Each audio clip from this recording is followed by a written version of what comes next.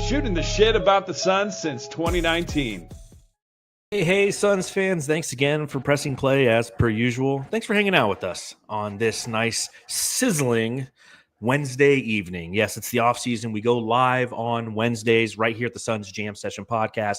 My name is John Voigt. I'm the managing editor of Bright Side of the Sun, and I'm joined, as always, by Matt Lissy. That's what your name says now. Matt Lissy, who is senior staff writer at Bright Side of the Sun. How you doing, man? I'm doing good, man. Just nice and greasy over here. Looking more Sweating. Mexican by the day. I keep seeing comments in there. So congratulations to me. And it's funny because you and I were planning on going live when the Bradley Beal buyout news finally happened. And we thought it would be something that probably would happen on Monday, maybe even Sunday. Like Sunday was the day it could happen, right? That was the 6th. And then Monday, and then Tuesday. And then I was like, fuck it, man. We go live on Wednesday evenings anyway, and there's plenty of stuff to talk about relative to the Phoenix Suns that isn't Bradley Beal, although we'll touch on that.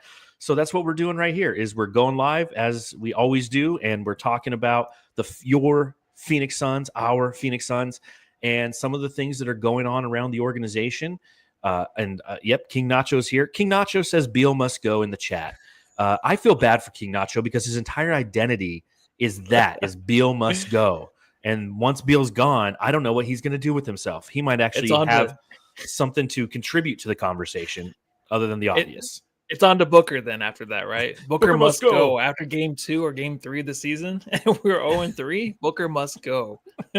Yeah, we'll get to 0-3 and odds and all that fun stuff. Yeah. But again, a shout out to everybody who's watching along with us. Aussie Suns fans says, hello, you fine gentlemen. Hello, you fine sir. So John Tran, good to see you. Normally a mainstay in our post-game podcast, says BBB, the Brad Beal buyout. Yes, we're all waiting on that. We're going to talk about a little bit of what that entails, why it might be taking as long as it is, and everything else. But first and foremost, we got to talk about some news.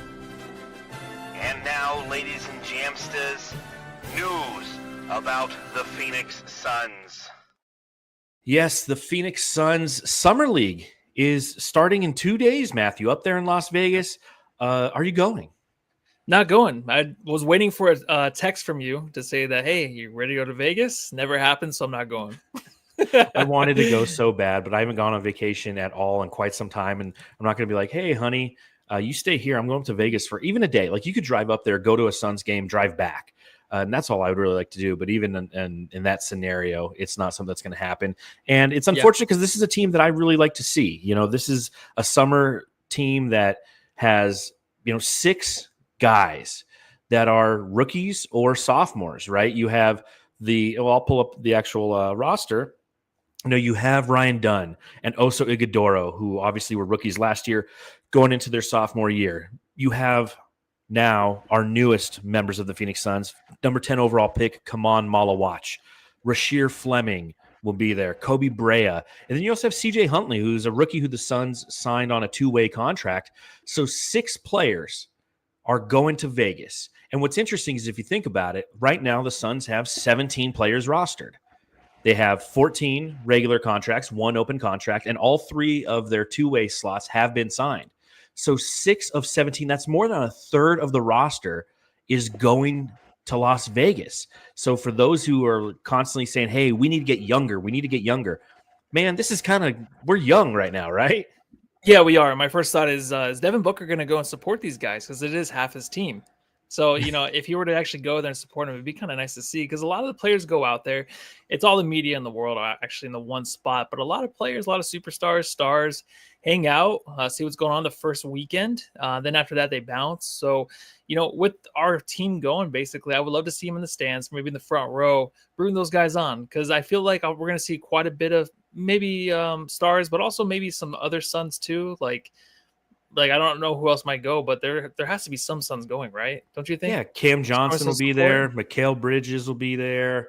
Former Suns. No, I think that you will see some support from this team. Jalen Green, Dylan Brooks might go there as new members of the Suns. This is an opportunity for team bonding to occur, to showcase support for the young guys. We'll definitely see sightings of Brian Gregory. And if you're watching the games on, whether they're on ESPN Plus or or NBA TV, you're going to definitely see interviews with Brian Gregory, and you're going to hear that word identity in that voice that he has talking about what he's trying to build here in Phoenix.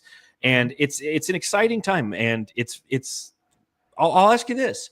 Who are you most excited to see in Summer League 2025? Well, I think we got the same guy, maybe Ryan Dunn. You know, it might be surprising. We got the rookies there, Fleming and Malawach, but you know, I'm going to go with, and of course, Kobe's going to be there too, but I'm going to go with Ryan Dunn because he has the most on the line. I think, you know, I don't want to see too much from him, but I want to see him on the court, how he actually plays against some competitive, I think, ball. I think it's going to be kind of competitive at times, but I feel like in the first 2 games, if he can just show that he actually belongs and he stands out above the rest, I think that's going to be huge for him. The rookies are fun. It's going to be fun to watch, but there's not any pressure on those guys really in the Summer League, and you can't take too much from the Summer League. That's why I just want Ryan Dunn to come in there and his fucking defense those guys up, steal the ball, other side, just run the fast break, maybe some slam dunks. That'd be fun, but also maybe some improved 3-point shot. Once I see that, then I'll be out. I'll be checked out. But all right, that's all I wanted to see because I think he's the guy, and he knows it. Like on this roster heading into next year, there's a lot riding on him, and the Suns are going to evaluate him early and often. I feel like they'll see what they have in him in the first few weeks. He was just a guy last year where I kind of just was like, I don't know, underwhelmed a little bit, but also just has a lot to prove. He was, you know, their first round pick last year. So he has to be a guy that comes out in Vegas, shows up, makes himself into a rotational guy this season for the Phoenix Suns. And we'll see what he has in the Summer League, but it should transcend to the regular season. I feel like. Yeah, I agree with you. Now, obviously the guy that everybody's going to be watching, you know, is come on, Malawach, right? Malawach. Like, we will definitely be on Malawach throughout the entire Summer League because he's such an intriguing prospect. He's the best big in this draft, and he dropped all the way to number 10 for the Phoenix Suns. And even at 18 years old, when you're watching him in his initial press conference, there's a maturity to him that is quite shocking because you go, wow, this kid's 18. And he feels wise. And then you start to watch some of the footage and you see what they're doing as a part of training camp in preparation for Summer League. And he's highly impressive. And so I definitely want to see how that translates on the court. Did the Suns get a generational center, or did they get a solid piece at the center position? That's what we're going to be watching. But I'm right there with you, Matthew. And I know what you're looking at. We'll get to it.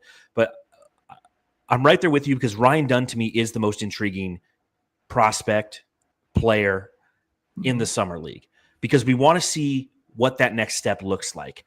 He was fun to watch in Summer League last year. Remember, he was shooting threes, hitting threes, and we were excited because we're like, wow, I thought this guy couldn't shoot threes. And as time progressed in the regular season, he returned to the norm for the most part. You know, he's somebody who, again, didn't shoot very well from beyond the arc at Virginia. Last year, he ended up shooting 31.1% from beyond the arc. And I think we all agreed, like, if we could just get like 35% from him, we'll be happy because we know what he brings on the defensive end. So it's going to be something that we're going to be definitely cued in on during the Summer League is what does the development look like for Ryan Dunn? What does year 2 look like for Ryan Dunn? How has he progressed? Does his shot look better? Is he bulkier? Is he bigger? Is he more engaged on offense? Is he taking on somewhat of an alpha role on that team, knowing that there's plenty of young guys there? So I'll ask you this. Do you think that this is the best Summer Suns team that we've ever had? I think it's up there, but I can't remember a Summer Suns team that I was excited to see. The last time I was excited was Josh Jackson in Summer League, and I was like, right. Wow. Yeah, I was like that. Was Lonzo in that draft? Yes, he was. Yeah, it was Lonzo. Yeah, that's when Lonzo was like MVP. Yeah, they won. Everyone was like that was crowding the court. They won the championship. It was like fucking insane. It was like when they won the mid-season tournament. Yeah, they were going crazy for that guy. But Josh Jackson, I just knew automatically, I'm like, something's up with this guy. I'm gonna support him. I'm gonna be like, I'm not gonna back down saying I wish we drafted him and we got him, and I'm gonna support him. But he did not look good. So that's the last time I was interested in watching the Suns Summer League. So this will be something I'm going to be glued to. Obviously, they're on ESPN. So versus the Wizards Friday night. So excited to actually be televised and see who's in the crowd. Yeah, I'm thinking about it. Oh, Beyonce might be there. Wow, for Summer League, it's getting crazy. But again, it's something to be excited about. Does it matter? No. We all know it doesn't matter. If they play well, you're excited. If they play bad, you're frustrated. But at the same time, at the end of the day, none of it really matters. It's all about development there. And again, it's July. It gives us something fun to talk about. Now, there is some breaking news that literally is going on once we came here live on the show.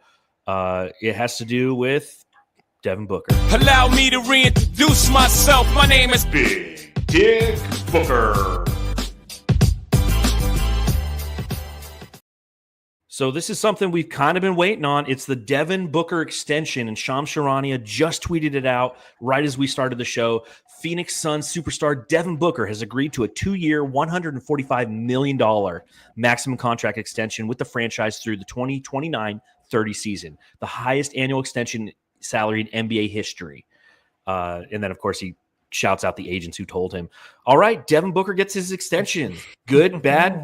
What do you got? What are you thinking? Yeah, it is what it is. I mean, I hate to say that, but it's good. Book's gonna be here. He's gonna be a Phoenix Sun for forever. I will never give up on the dude. We're gonna give him the money that he deserves, and he deserves every penny, like they're saying in the chat. It's just interesting because we're gonna look at this and say that the dollar amount, it's expensive, $70 million a year plus. That's gonna be something that down the line, of course, when those seasons do hit, it's gonna make more sense. Obviously, we'll have more money. Everyone's contracts are gonna be even more high. I feel like I was watching something about Joel Embiid the other day or yesterday, and there was talking about his contract extension at about $100 million. It's like, that's like nothing nowadays, right? So it's going to keep going up and up and up. So I'm not worried about the dollar amount at all. I think he definitely deserves it. I think we're all excited about it. It just depends, if we're not going to work out these next 2 seasons as the Suns team that's going to maybe make the playoffs or make kind of an imprint in the playoffs going to the championship. Does Booker want to stay? Is he tradable? I feel like no matter what his contract is, he's always going to be tradable for the next 4 or 5 years. So that's the part I'm not worried about. That's the key. So an average annual value of $72.5 million. And yes, people gawk at that number because Devin Booker just started making the $50 million range. And now he's going into his 3rd extension. And everybody's like, well, this is bullshit. This doesn't make sense. But again, you have to look at this through the lens of the how and the why. And I guess I'll start with this. When you see that number, by the time it kicks in, which is going to be the 2028-29 season, it's going to factor in to be roughly 35% of the cap. That's why it's that number. People thought it was going to be 2 years, $150 million. It's $145. Why? Because the cap, which we all expected to go up 10% from last year to this year, going into next year, it's only going up 7%. And if that trend continues, that's why you make that cap or you sign to that number, is because the expectation is going to be about 35% of the cap, a little bit more in that first year, but it's going to digress the next year because his number will stay the same and the cap will go up. The reason that I think that it's a no-brainer, in my opinion. It's an absolutely no-brainer. And again, some might scoff at it and they'll say that Devin Booker's not worth it, but he absolutely is. And maybe not in a box score sense, but in every other way, at least in my opinion, that matters. This extension isn't just about rewarding your future franchise player. It's about maintaining leverage, and it's about protecting your future. You don't want Devin Booker to enter free agency. You don't let the face of your franchise get to a place where he can walk away for nothing or walk away with little leverage. And all I got to say is look no further than Kevin Durant, right? Last offseason, we could have signed him to an extension, a 2-year extension. So this offseason, when it came time to trade him, when we realized and the organization realized it was time to move past Kevin Durant, we would have garnered more back in a trade if there was 3 years left on his deal. But there wasn't. He only had 1 year left, and Phoenix got dime on the dollars in return. So he's the same player as he was last season, but because he didn't have the 3 years remain on his contract, it's different leverage. So the Booker deal, it's all about leverage. It's all about vision. The contract kicks in 2028-29. And again, I think it's a smart move. It's the right move for Phoenix. So if they get to a point where they do need to completely blow it up, you want to maximize your return. Nobody's going to sit there and be like, hey, we're only going to give you, a couple guys and some picks for Devin Booker if he's got 1 year left. But if he's got 3 years left, they're going to pay more for him. Yeah, and I think the fact that he's coming into the season too with so much expectations just on himself. There's not expectations for the Phoenix Suns in general to make the playoffs, even be above 500. But the expectations to kind of build around him. This is really the first year where he's going to be the center of the Suns, and he's going to be the guy facilitating, being the main guy, bringing the ball up. He's going to be our Jokic, our Jason Tatum. He's going to be the main guy. So for this season to start with the actual extension, it even gives them, I don't know if it's more of a chip on his shoulder or the fact that they just are guaranteeing like, hey, we believe in you. and we want to build around you, that would give him more confidence and maybe a little bit of a sigh of relief. Like, hey, I'm going to be here for a while, and let's just kind of make this thing work in the next 3 or 4 years. You know what I mean? We'll progress as the years go.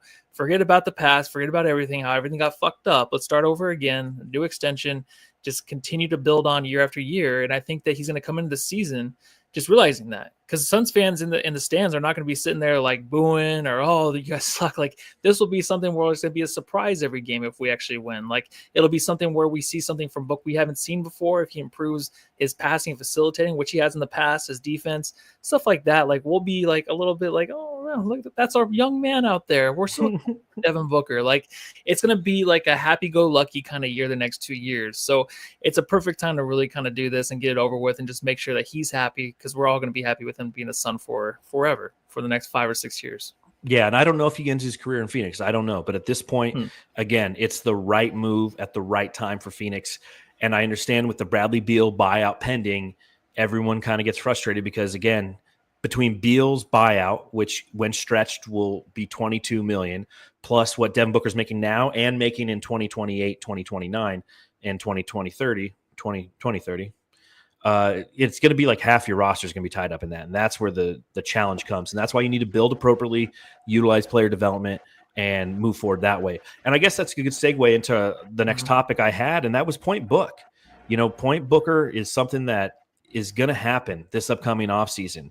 You know, Brian Gregory is starting to open up a little bit to the press. He's at, post summer league practices. He's talking after the introduction of the rookies. He was talking, and one of the quotes that he had essentially was talking about how this team with Jalen Green and Devin Booker in the backcourt is a team that, at least in his mind, is going to have some Point Booker to it, a lot of Point Booker. He thinks that speed's a factor when playing in the NBA right now, is what he said.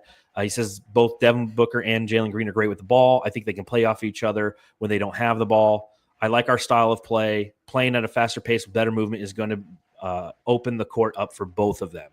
So sounds like Jalen Green, Devin Booker, which we already kind of knew, is going to be the backcourt. What are your thoughts on the return of Point Book? Well, the first thing with Jalen Green is he'll know that he is second in command. It's not going to be a Beal, Booker, Kevin Durant thing where they're going to trade off and on. Booker will be the main guy, which will be great to see. But the only thing is has Book kind of improved? Has he improved on, the pressure, the double teams? I know we all want to make jokes 5 or 6 years ago when that stuff was leaked about the double teams, but he does have issues. He does have issues getting the ball out quick when the double teams do come. He gets stuck, and then he kind of at times in the past have blamed his teammates for not coming over to help, which is always sometimes a thing, but sometimes is a thing. But the other side of it is that he's just too late to get the ball out. Has he improved in that dynamic? Is he going to be a guy that can facilitate when you're playing the half court game? I can kind of see it. It's just going to take time. So that's why with this Point Book thing, if this is going to be real, I want it to go the length of the season. I don't want it to be switched up where we bring somebody else in as a point guard midway through the season or something like that. Let's just see how it works, right? We have the time now in the next few seasons to see how this team looks around Booker and if he can be the main guy, which I feel like he wants to be. So if he wants to be that, he got paid, he wants to be the main dude, then give him the ball. Let's see what he can do with it and just see if he can get other guys involved. Like, I feel like he can. It's going to be a lot for him to deal with right away. But the fact that the Suns, don't have other stars around him, I think he'll be okay. And I think the other guys will kind of fall and digress around him and just be like, we're going to play our roles. We're going to support him as the main facilitator. So I'm good with it. That's why with the Chris Paul thing, who knows what's going to happen with that. If that doesn't even come into play, then I'm okay with Point Book. I mean, what are you thinking about the situation? I don't mind the idea of Point Book because I've bought in, and I wrote an article about this last week. I bought back into the idea of positionless basketball simply because combo guards are the way of the future and no true point guard still exist. And if they are, they're few and far between in this league. And I think that obviously being here in Phoenix, we're spoiled. We have an expectation of quality point guard play, but it's just not the norm anymore. And you look at the Oklahoma City Thunder, who just won it all. They don't have a traditional point guard. Like, SGA is their point guard. He's 6'7", and he can dish, but primarily he scores. Steph Curry, Jamal Murray, Drew Holiday. You go through all the list of teams that have won championships recently, and again, they don't have traditional point guards in a sense. They have people who, in some cases, they don't facilitate at all. They're the off guard on the offense, and their primary job is to be a lockdown defender. So I look at what the Suns are doing, and I get it. It's one of those things that we talked ourselves into 2 summers ago when Bradley Beal came here. And truth be told, in the first year of Booker and Beal, it worked. It worked until it didn't. And the best way to summarize that is it worked to the point that they played 1,111 minutes together, Booker and Beal, and they were like plus 176. Yeah. But the challenge came with that team, as we all recall, in the fourth quarters when one of them was sitting. In fourth quarters, they were a plus 23 on the entire season, those 2 guys on the court together. But they had to take turns. They had to take times off. So last year we went and we got guards, point guards, Monte Morris, Tyus Jones. And all the Suns did is instead of having one of those guys come off the bench and try to navigate and guide this team throughout the beginning aspects of the fourth quarter when both Booker and Beal were on the floor, they started him, and we became unbelievably small, and defensively we were horrible. So when I look at the idea of Devin Booker and Jalen Green running this offense next year, I'm not completely opposed to it from a defensive standpoint because we do have better defenders behind us. It takes me back to like the Valley Suns, right? Not the G League team, like when we went to the finals in those years right there with Chris Paul, because Chris Paul was not a great defender. Devin Booker's wasn't. He's the average defender he's been. But because you had Mikal Bridges, Jay Crowder, DeAndre Ayton behind them, they could take gambles on defense. They could risk it sometimes. And now, although young, we have some good long defenders in theory behind these guys. It worries me on offense. It does worry me on offense. Not in the first 3 quarters. I think Devin Booker and Jalen Green playing next to each other can be free flowing. I think it can be fun. I think that Jalen Green can attack the basket. He shoots threes at the same clip as Devin Booker, so we're not going to have a great 3-point shooting backcourt, but I think that it's going to look fun at times. My only concern and my primary concern with Point Book is in the fourth quarters when you can't play with pace, where you give up pace for strategy. In the last 5 minutes of the game, you're not out there trying to run fast breaks and beat people in transition. That's when the game slows down, and that's where the Suns are going to struggle, and that's where they're going to lose games, Matthew. Yeah, but even in fast breaks, I feel like Book isn't the most dynamic. I feel like the way he can kind of kick out and hit the 3-point shooter, wide open, he was really good at that one, drawing the double team down in the paint.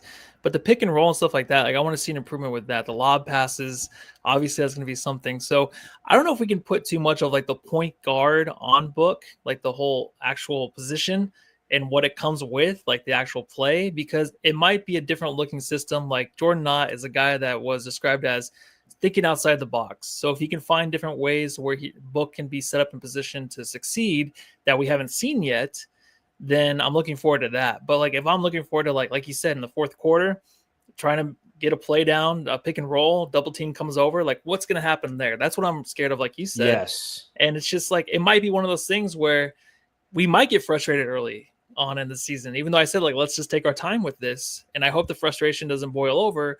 And let's just see how things work because he can build on it. Like he has to go through the experience of being the actual point guard if they're going to put this on him. Like give him some time and just make sure that they actually know that he knows that they're actually believing in him to get this thing done. Just but I feel like he has to embrace being the point guard ... again, right? He was the point guard off and on before Rubio showed up. After CP3, so 2 seasons ago when it was Booker and Beal, he was the point guard. And you look at how he did 6.9 assists, 2.6 turnovers. That's not horrible. That really isn't. 6.9 divided by 2.6. That's a 2.7 assist to turnover ratio. That's not horrible. Last year, he had a career high 7.1 assists, and that's from him not being the point guard, right? In theory, that's Tyus Jones is out there, and he's still the one doing it. And his turnovers increased to 2.9. But that's still 2.4 assist to turnover ratio. So it's not the worst case scenario from a pure distribution standpoint. Booker's shown us that he can do it.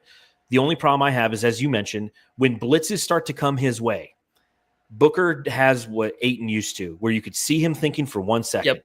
And that 1 second is all it takes for him to be out, to be taken advantage of, for players to be out of position.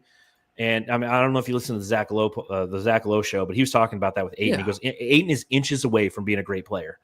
And I feel like because of that processing speed, because if you take 1 second and you throw the pass just a little too late, it's a turnover. With Devin Booker, it's like he lets that double team come just 1 second too long, and he either can't get the ball out, and he can at times, but I feel like if that's what's going to happen in late game situations, it's going to be tough. And this offense is, in my opinion, not going to be great. It's going to be a learning offense, especially late in games, and it's going to be challenging. So the point book thing, the only other thing I'll say on it really is my frustration is the fact that we once again, with Devin Booker in his prime, the third consecutive year, mind you, is not going to be in the right position. He's not a point guard. No. He's not a small forward. He was a point guard 2 years ago. He's going to be a point guard this year. Last year, he was the small forward. Obviously playing as the shooting guard and point guard throughout, but that's unfortunate. You shouldn't put the guy who you just gave a $145 million contract extension, which, by the way, Shams reported that he met Matt Ishbia in Vegas to sign the deal. So it looks like Booker will be at Summer League. But yeah, it's just frustrating, man. Yeah, he's there to celebrate, and I think he's looking forward to this season to really prove himself because he fell off last season. Like he sees all the dog shit comments out there about him. He's not like KD that's going to respond. He sees it though. He knows what's going on. He knows that even though he's not on ESPN first take, the first segment, he just knows that there's still shit talked about him. The only stuff they still talk about is him wanting out of Phoenix, stuff like that, but not about his play. That's why this year I feel like he will be on the radar. And I know it's like KD's gone, so they're gonna be sucking away. Like I'm sucking. Oh, excuse me. Hold on. Sucking away at what? No one's sucking what or nothing. All right. Ooh, is it hot in here now? No, but it's 118 degrees outside, man. It's fucking gross. I'm like roasting in the corner again, and I don't have that fan by my genitals like you. Oh do, man, so you don't got the nut fan? Yeah, I got the nut fan going strong today, bro. Woo, it is hot. But just really quick, I was just saying that with KD drawing so much attention, what's Book gonna do without him? But like you just saw that, like teams like the Thunder. I know SG is a different kind of player than Book. Yes. But you can look at even the Pacers, man. The Pacers, a team where Haliburton, yeah, he draws attention, but they don't have anybody else really drawing attention. I'm Pascal Siakam, but there's a lot of guys that are under the radar there. They're not really big namers where it's like you kind of draw up like to stop those dudes, double team. Like it might be the same situation by the end of the year where Booker finds something within an offense to where the ball is moving and it's flowing. But until then, it's going to be a rough process. So buckle up and don't suck. Exactly. Well, you can suck. It is going to be a rough process, and I think everybody, I think for the most part, Suns fans know that. Point Book is not ideal. You don't want that. You want him to be a shooting guard. You don't have Kevin Durant there anymore. You're not going to have Bradley Beal anymore. Good, bad, or indifferent, those guys combined average 44 points a game, right? Though 44 points a game is gone, and one of those guys did it on both of them really, unbelievably efficient 44 points a game. This team isn't going to have that. You're going to have Jalen Green trying to figure it out, and you're going to have Ryan Dunn, who can't shoot. You're going to have Kaman Malawach or Mark Williams, who both can't shoot. They're going to be interior guys, and you're going to hope that second chance points is something that's going to allow you to generate points, and rebounding and getting out in fast break is how you're going to generate your points. And then from a power forward position, that's kind of the question mark. Is it going to be Oso? Is it going to be Rasheer Fleming? Is Niles Hayes Davis going to get some starts at the beginning of the season? Like, this is not going to be a good offensive lineup. They're building this thing. Oh, and Dylan Brooks as well. Dylan can shoot a little bit. Speaking of Dylan Brooks, should we show the Jamsters the Dylan Brooks drop? 3 times. Okay.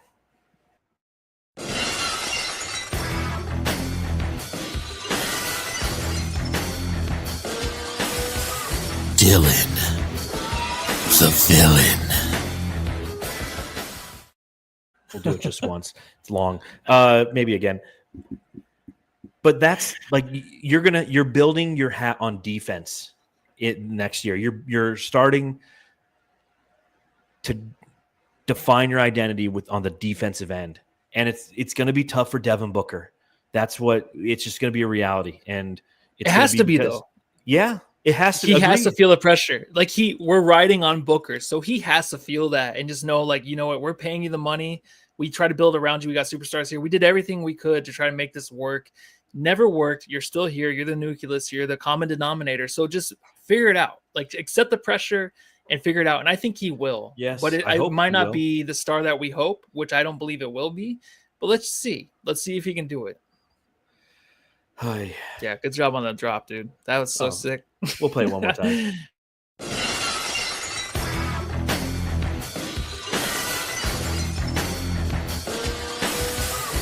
Dylan the villain.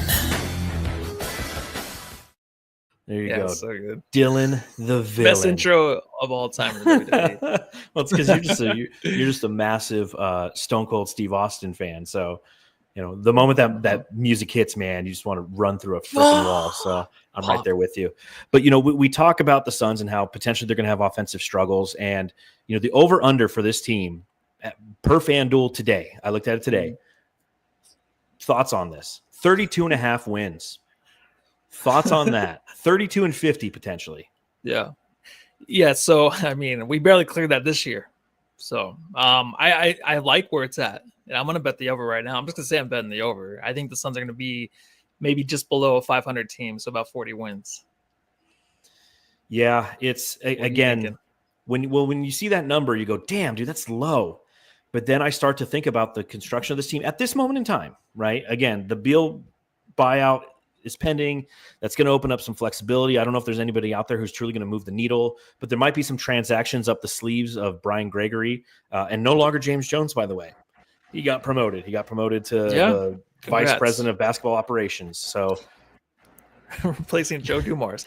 I thought Joe Dumars, was just the GM of the Pelicans. I didn't know he was. He just stepped into that role in April. Okay. Yeah. So he was the vice president of basketball operations for the past few years, and then he's like, I want to be a GM again. The first thing he did was trade an unprotected first round pick next year. That's all Phil Simmons talks about. Every podcast it comes back to that. So yeah, he's like, well, what's he doing? But again, when I look at that 32.5, that's part of the equation, right? The West got stronger. We knew that. We knew it the moment that the Dallas Mavericks got the balls fell in their face the right way. And the Spurs are going to be better. And, a lot of these teams got better. So it's like, where are these wins for the Phoenix Suns? Where are they going to come from? And then you put into play the fact that this team offensively is going to have a learning curve. It has to have a learning curve. This is Jordan Knott's first year coaching. He's having a hard time filling up the bench with coaches because there wasn't a lot of coaching vacancies this offseason. A lot of coaches got fired midseason last year and they found new jobs or their assistants found new jobs. That's why I kind of hope like Taylor Jenkins comes as an assistant coach for the Suns because we need somebody who can just be a stabilizing force for Jordan Knott. But you put all these little factors together, and I think 32.5, I think that's right around where the Suns are going to be. Maybe 34 and 48. That's kind of, I know it's only July, but that's my early, way too early prediction for the Suns record next year.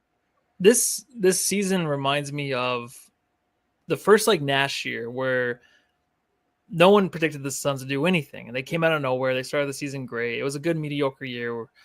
I feel like there's more here. I don't feel like this situation is as bad people think from the outside. I'm not a homer. I hated this team the last 2 years. Yes, you have.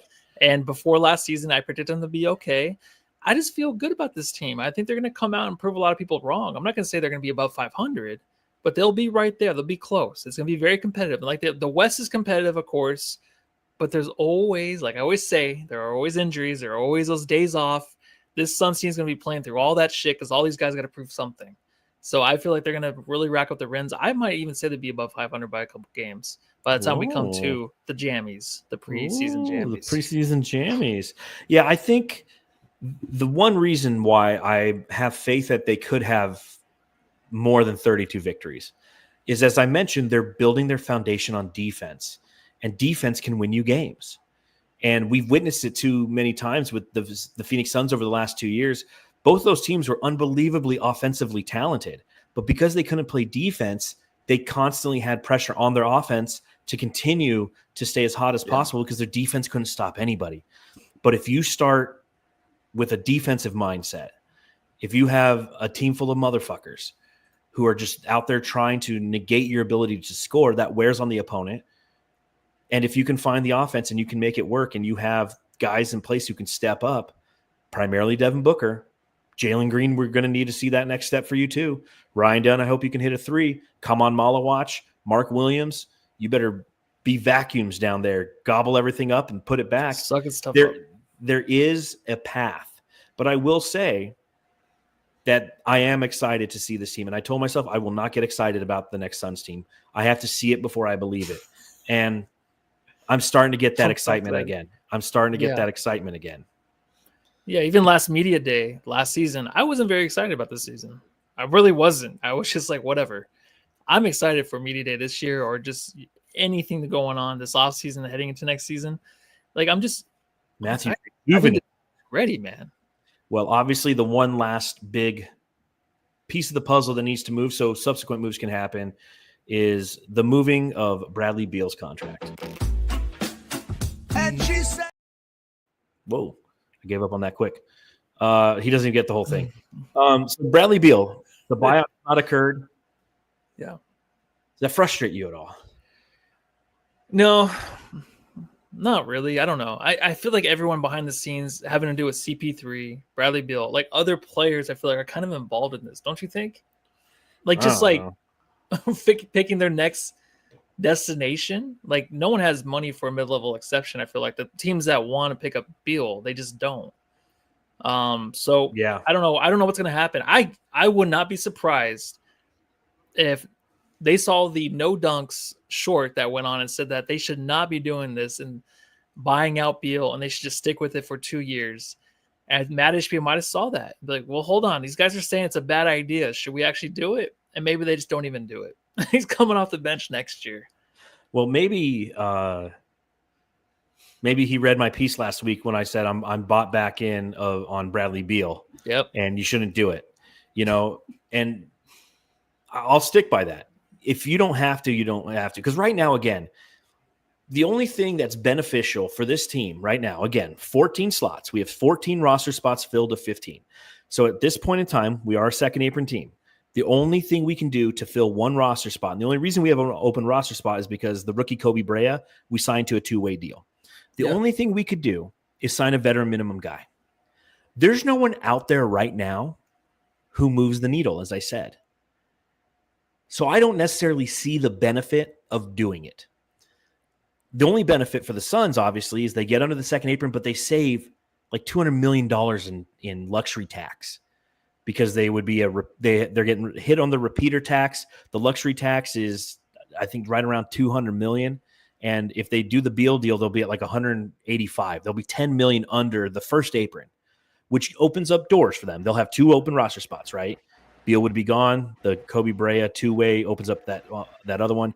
We'd have access to the mid-level exception, which is 14.1. Although I think it's the taxpayer mid-level exception is what we would have access to, which is 5.7 because we've been a taxpayer team.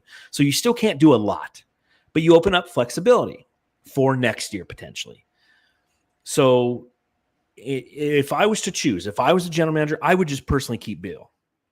Now, I can see the other side of it. And, I think that people who listen to this podcast or read my writing at Bright Side of the Sun know that whenever it comes to a subject, I try to see all sides and pose all sides to my readers and to my listeners as to why the Suns wouldn't want to keep Beal. And it's easy for us to sit behind keyboards and debate what's best for this organization because we see the contracts, we look at the cap sheets, we see the cap hits. But for Phoenix, they live those relationships and the personalities and the pressure that goes with that. Like for you and me, Matthew, it's black and white numbers next to names. But for them, it's people with egos, people with pride and expectations. And when those dynamics break down, the numbers stop mattering. And my assumption at the heart of this decision to buy out Beal is a fracture. The Suns and Bradley Beal have reached an impasse.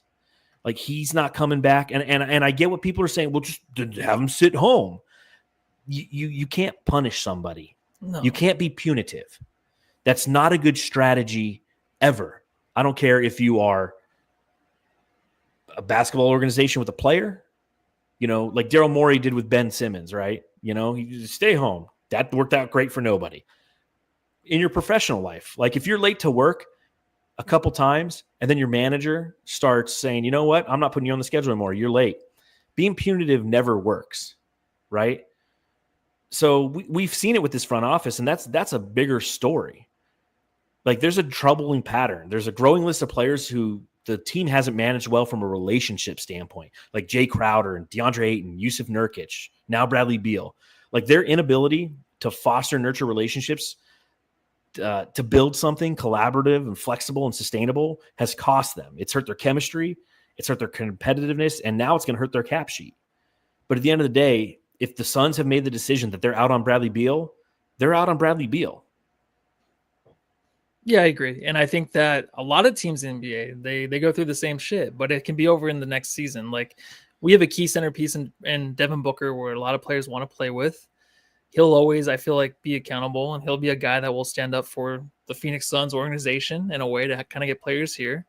But even look at the Mavericks. They traded Luka Doncic, right? Last season. Because of a relationship. Now with the Lakers. The Lakers themselves, there's leaked stuff from Gambo talking about LeBron and others don't want to play with Luka. And the Lakers are looked at as, what the fuck are they doing organization over there? Where the Mavericks, everyone's just posting like, hey, there's 10 guys when healthy. Who's going to beat these guys? It just changes so quickly. And I don't feel things really kind of getting to that. I think it's just like worldwide known that like, hey, Beal needs to go somewhere else. It's not really just because it is about the money, obviously, but it's about like him wanting to play somewhere else where he's more comfortable. It didn't work out here. He can go somewhere. He can be a starter with the Clippers if it works out somehow that way. But also he can be a guy that can come off the bench somewhere else too if he picks a city that he wants to play in. Like, it's more, like you said, personable. It's about the guys behind the scenes. That's why I kind of feel like they're kind of feeling things out and who wants to go where. And I feel like it has a lot to do with like either Chris Paul, maybe some other players too. So whatever these guys want to do to be comfortable, to play where they want to play, they can do it. But I don't think it's going to hurt the Suns organization when it's all said and done. They're not financially, like you said. Yeah, no, but I'm just saying, like, as looking down upon, like, look what they did to Bradley Beal. They're not going to send him home. They're not going to take his money away. Only if he can get a mid-level exception to kind of make up for the money, then that makes sense. So they're not going to do any of that shit. No, I don't think they will. But again, it will hurt this team in the short term. And the long term potentially. But, you know, again, like, I know it's not what people want to hear, but the idea of financial flexibility doesn't actually and I know it doesn't stir excitement, especially when you're going to have $19.3 million potentially of the Suns cap dedicated to Bradley Beal every year for the next 5 years. Like, I get it. Nobody's throwing a parade because Matt Ishbia isn't going to be paying that fucking luxury tax anymore. But again, you look at the long-term impact of this, and it's not going to be as bad potentially as people think. He's going to account for like 9% of the cap when it's all said and done after 5 years. Again, not ideal, but you know, it's one of those things where it's kind of be what it is. But my bigger question is, if you zoom out a little bit, with the second apron being the way that it is, with teams investing in players and those players not come to fruition or not fitting in, I'm wondering if this is going to kind of become the norm where, like, because the CBA is suffocatingly restrictive and like Milwaukee just did it. Damian Lillard, he's on their books. Are we going to see more dead cap carried by teams simply because they're going to find themselves in frustrating situations and they're not going to be able to get out of them? And the only way to do that is to waive the guy or buy the guy out and stretch him. It's an interesting thought process and an interesting thought exercise. It is, but how many teams are really going to spend that much money now on players, knowing that their age, their injuries, and all that, knowing that they would maybe have to stretch them later on? Well, but think about Oklahoma City. All right, they just gave 5 years, $250 million to Chet Holmgren. Yeah, Chet's injury prone. Mm-hmm. Chet's somebody who in 3 years down the line, and that extension kicks in not immediately. I think it's 2 years out. Let's say 3 years from now, when he's got 3 years left on his deal, he's injured again. He's starting to develop foot problems. They buy him out at that age. But yeah. it's possible. It might be possible. That's what I'm saying is you're giving out these big contracts. These contracts are getting bigger and bigger. They're all relative to the cap, which is understandable. So it's really kind of the same percentage. And you got to look at it through the lens of cap percentage, not dollar amount. But teams are going to find themselves in situations where they're going to gamble and they're going to lose, just like the Suns did, just like Milwaukee did. They gambled and they lost on Damian Lillard. They cash their chips in and go, okay, we're going to try to have flexibility around Giannis. That's what the Suns are going to be doing with Beal, is they're going to try to have flexibility around Devin Booker. It's like, hey, we're going to be under the second apron. We're going to have options now, because the one thing that we do not have if we keep Bradley Beal for the next 2 seasons is options. We're just too inflated from a salary standpoint to have any options. Our only options are trade Jalen Green, which I'm sure the Suns tried to do, just to test the market to see what his value was, and nobody bought. Trade Grayson Allen and Royce O'Neal, both of which who have semi desirable contracts, but both of them have 3 years left on their deal right now. That's why we can't move those guys, at least as of yet. Potentially you can put them together and aggregate them, but still, that's $26 million going to one team to get one player back, and you're getting 3 years of those guys. Next offseason, it becomes a lot more interesting. And that's why, again, in a perfect world, I say you hold on to Beal this season, you try to make it work. And if it doesn't work, next season, with both Grayson Allen and Royce O'Neal having 2 years left, with Bradley Beal having 1 year left on his contract, so he's an expiring, so it could be one of those things where teams might want to buy into it, but he still has a no-trade clause. But if you waive and stretch him at that point, it's a lot less, and it's over 3 years. So I think so the impact isn't as much. You want to give yourself options, and both ways gives you options. Waiving him outright right now, buying him out, is going to give you options kind of in the short term, but hurts your long-term flexibility. If you wait a year, it gives you more flexibility in both the short and long term. And that's the path I wish the team would take. I know it's not the path they're going to take. It's the path that we're going to have to sit here and try to justify. And anytime the Suns are on a losing streak next year, we're like, damn you, Bradley Beal, and your $19.3 million that we have to pay for the next 5 years is bullshit. Well, I wouldn't ever be mad at Bradley Beal for anything that he did. Wanted to come to the Suns. Be mad at the Suns. I'm mad at the Suns, and I'm mad at the Milwaukee Bucks too with the whole Damian Lillard thing. I don't know, like that one and the Bradley Beal, it was half and half. People were happy, were excited about it. Or no, I'm talking about when they actually signed him, when they traded for him to come to Milwaukee. Like, were you excited about that? Was anybody? I don't feel like I was from the outside. I was like, I don't understand this. But that was when like teams were just mounting players together to make their stars happy.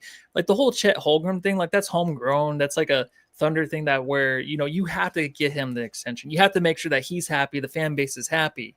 I just feel like it's been so split with the Beal and the Damian Lillard thing where when that happens, it's going to be very rare just because these were actually pushed products where they're trying to win now.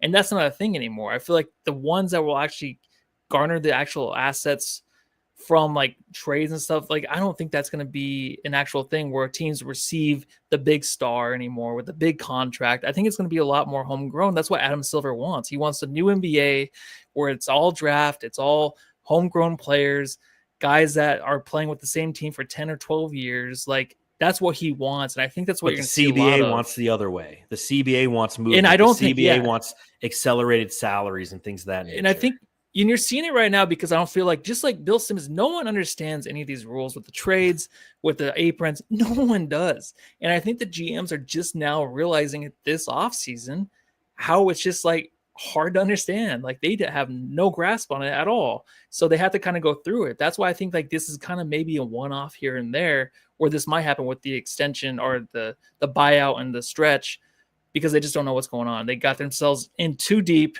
and I can just see Matt Ishbia walking into the office that one day when he wants to make the trade for Bradley, be like, fucking do it. I don't care how much it costs. Just fucking bring them all in. We're going to win a championship. Like, that's just not the way it is anymore. And that's why you have to buy out and stretch those guys now. I just don't see it happening too much down the road. But you're right. It might be a thing. It's interesting. It could be. Again, I don't know if it will be, but it could be. And again, you look at the Beal buyout, and I do get excited. Now I'm going to flip, right? I'm going to say the other side of it. I do get excited because if we do buy him out, like I said, we'll have $10 million under the first apron. I don't know if there's anybody out there who can move the needle, but it gives you options. And I like having options. I think options are important. And, who knows? Yeah. This is one of those weird concoct ones I have. Like Alex, or what's his face? Josh Giddey wants like $30 million from the Bulls, but they don't want to give it to him. So you do a sign and trade with them, right? Like, hey, here's Royce O'Neal. Here's Grayson Allen. Although we don't have any picks to give him. We can do a sign and trade, give us Josh Giddey. And then all of a sudden we look at everything kind of through a different light, right? We're like, okay, we couldn't have done that if we were in the second apron. We couldn't have done that if we had Bradley Beal. There's a level of acceptance that needs to occur. And I think we've all accepted it. And that's what I've really noticed about Suns fans. And for the most part, Suns fans have kind of impressed me over these past couple of months as we've navigated these conversations and put together our thoughts on what this team could be. Is next year we know is kind of, it's a tweener year. It's a year that, there's a new guy in charge. We like what we saw in the draft. We like the vision of the direction that this team's going. I think the frustrating thing with Beal is we want to be in the best possible situation to try to move forward. And Beal, whether he's here or whether he's not here, it hinders it. And in every scenario, it just goes to showcase that the Bradley Beal acquisition was the worst financial decision in the history of the Phoenix Suns organization. Yeah, and also the dynamic in the locker room too. Him coming back, it's not something that you want him or the Suns of the current day to kind of experience, because it won't be pleasant, it won't be nice. He'll always be on the on the practice floor or in the locker room, like it'd just be kind of awkward, man. Like, oh, Beal's like, like the off season just happened. It's like, you took the pills. I don't even know. I was gonna say something else, but I'm gonna stop right there. All right. Well, let's go ahead. I'm going to look at some of the comments in the chat before we get out of here. Thank you again, everybody who's watching along live or later, listening. Truly appreciate you lending us your ears and your eyes, giving us support here at the Suns Jam Session podcast. If you happen to be watching on YouTube, hit that thumbs up button. If you could, please give us a thumbs up. Please subscribe. It's the best way to support Matthew and myself for all the hard work that we do to bring you these conversations free on YouTube and everywhere else. All right. David Yolovich, this draft saved my sanity. I'm right there with him, man. I mean, once we got Malawatch, and I didn't think we'd get Malawatch, and once we got him, I was like, holy shit, man. Like, this guy could be generational. There was somebody on Brightside said, like, best case scenario. It's like, and Malawatch, who did he say? I forget, but I was just like, no, best case scenario is like fucking Hakeem Olajuwon, dude. Like, that would be fantastic. Yeah, I think he's gonna be different from anybody we really experience on the floor. Agreed. Like, I don't know what to expect. All I know is the guy has a motor, so he's gonna be crazy defensively, offensively. He probably will improve all over the place. So you never know what you got. Yeah, I just can't wait to see him in summer league. Can't wait. Saul, I'm resigned with keeping Beal so the Suns have better options next year. Yeah, that's ultimately where I land. I can see the reasons why Phoenix would not keep him, and it all stems from the broken relationship, which we know exists in this organization. David Yolovich, $1.99 super chat. Much appreciated. It says, love the off-season content. Thank you for that, my friend. Thank you for always supporting us and hanging out with us during post-game pods and even here in the off-season. Final Boss Emperor Roy Maivia says, are we seeing 2019 Suns team or bubble Suns again? I feel like this is more along the lines of the 2019 team, just because Booker's playing. If Booker's playing point, he's not in the best position to be successful. We noticed, and the 2019 team was good because Rubio was there. They couldn't get over the hump. But if he's talking about the year before Rubio, yeah, that's kind of where I feel like this team's going to end up. Maybe a little bit better because the level of talent on this team's better than that 2019 team. Like when Kelly Oubre is your third best player, like you have a ceiling. I feel that was a fun year though. It was a fun year. Though. It's like we got a point. We got something. We got something brewing. Those games were elite. I felt like at that time we weren't winning much, but it was a lot of fun. The competitiveness from that Suns team was glowing. I felt like on the court every home game. Rar, who is one of the worst people I've ever seen on Twitter, called me a media trill or some shit. Like, fuck you, dude. Go read my writing, you fucking cunt. Says, whoa, dude. Extra twirl right here. John, I bet Booker's contract will be worse than Beal's contract. No, it doesn't have a no trade clause. So that's what makes Beal's contract the worst is we can't even trade him. So does Jackson Hayes have one? You sound real educated, bud. There's this thing. A lot of people have no trade clause, but that's when they sign an extension as a free agent or something. It's not as big of a deal, and it's not nearly for the money. Like Bradley Beal has $110.8 million left on his contract, and he has a no trade clause. Like Jackson Hayes is a veteran minimum with a no trade clause. It's different. It hits different. Mark Brooks says homegrown players build rivalries. Agree with that 100%. That's why college basketball used to be so good back in the day, man. Because there were the rivalries because guys were there for 4 or 5 years. So, go ahead. No, I'm just gonna say I think the NBA right now, though, just going through the playoffs last year and building onto this next season, I think it's really trending upwards. I know a lot of owners are selling their teams supposedly they're trying to get out. That's a thing or something like that, but I don't think the NBA has really been in a better place than it is right now. And I think Adam Silver deserves a hand. We didn't understand the aprons at all, and we came into the last few seasons just pissed off because the Suns finally have money they want to spend. But I like this. I like just kind of going through the draft, going back through it. I don't want the stars anymore to come here. Obviously, it's not going to be a thing, but that's what I wanted before a couple of years ago. But now I'm happy Adam Silver just said, "No, Suns, get back to the draft. Start building those homegrown players." And I'm all for it. Do you remember when we first started the podcast? One thing that we both swore we would never be were cap guys. We weren't going to understand the cap. Well, I always said contracts didn't matter. Exactly. You know, but this second apron has forced us to change our thinking on that. And I've had to really research this to the point where it's like I was on 3TV this week. I was on like the Ben Garcia show, the Locked On Suns podcast. Dana Scott from the Arizona Republic is calling me, asking me how the cap works. I'm like, fuck, man, I've become like the local Suns cap guy, especially when it comes to Bradley Beal, because I've played out all the scenarios. So yeah, I agree with you. It's the NBA is always fun and entertaining. That's why I love it. And the Suns team is, again, I'm excited to be excited about this team again. It might not equate to victories, but ultimately, as long as they're competitive, it's going to be fun. It's going to be fun. Yeah, I don't think that people realize, like, you keep hearing in media the Suns are going to be a disaster, but it's not going to last that long. This is going to be a quick turnaround to where we're competitive. So, yeah, exactly. Stay tuned, guys. That's the other thing is the NBA is fluid, man. The NBA is fluid. It is. One season you're down, the next season, it can change quick. Just look at the Suns. We didn't make the playoffs for 10 years. We were in the finals the next year. Yep. The RAR has to clap back. A $75 million a year contract is effectively a no trade clause. No, it's not. As I stated earlier, mathematically speaking, as Devin Booker makes 34% of the team's cap right now, when his contract hits, it's only going to be 36% of the cap at the time. So it's literally just the same thing. The reason the money's higher is because the cap will be higher. That's how they determine those contracts. Thank you. It's going to make sense this too. TED Talk. When you get a trade going down, like in a few years with Devin Booker, if he doesn't want to be here, I don't think it's going to get to that, but I think we'll realize it's not going to work with him.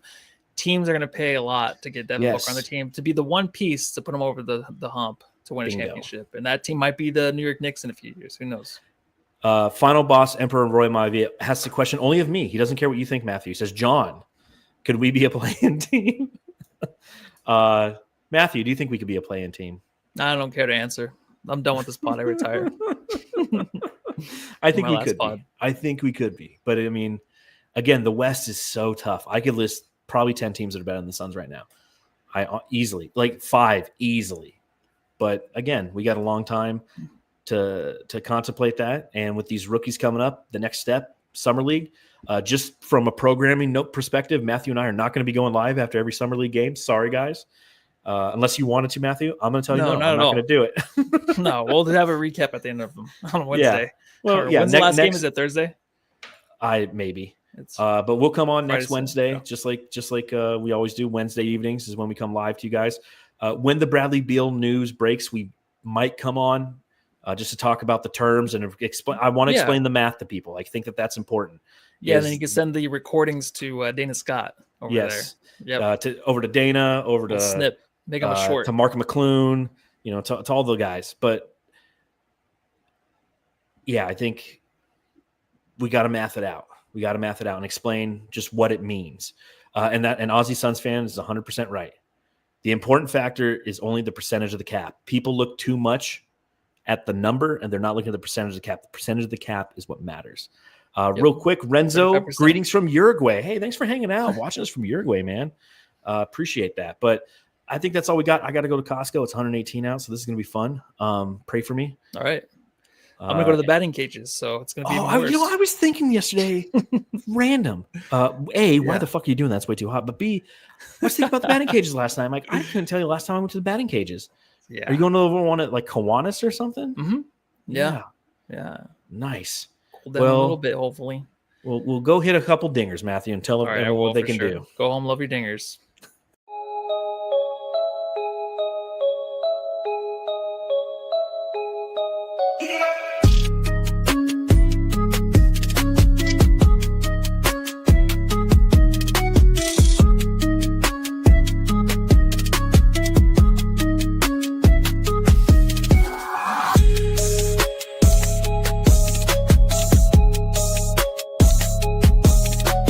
Hey, you're listening to the Suns Jam Session podcast, shooting the shit about the Suns since 2019.